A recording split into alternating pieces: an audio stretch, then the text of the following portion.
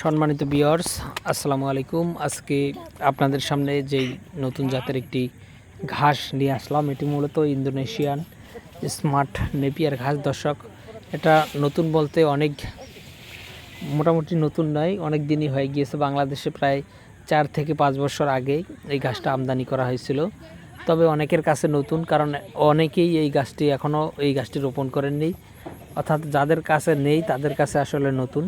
তো দর্শক শ্রোতা, এই ঘাসটি মূলত ভালো ফলন হয়, অর্থাৎ গাছটি জার অনেক বড় হয় এবং পাতাগুলি অনেক বেশি থাকে এবং পাতাগুলি খুবই নরম এবং মিষ্টি থাকে। অন্যান্য ঘাসের তুলনায় এই ঘাসের ডাঁটার থেকে পাতার পরিমাণ বেশি এবং এই গাছটি সবচেয়ে কম ধারালো। বিশেষ করে এই ঘাসটি 22 থেকে 25% প্রোটিন সমৃদ্ধ ঘাস। এই ঘাসটিতে কিন্তু আপনার তেমন বেশি কোনো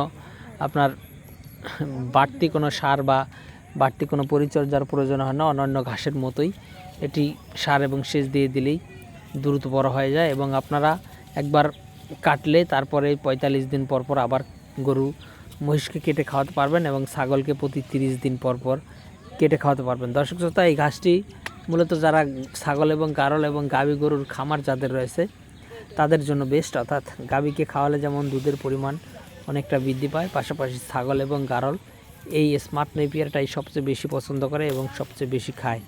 তো দর্শক, সেক্ষেত্রে আপনারা চাইলে এই ইন্দোনেশিয়ান স্মার্ট নেপিয়ার হাইব্রিড ঘাসটি লাগাতে পারেন।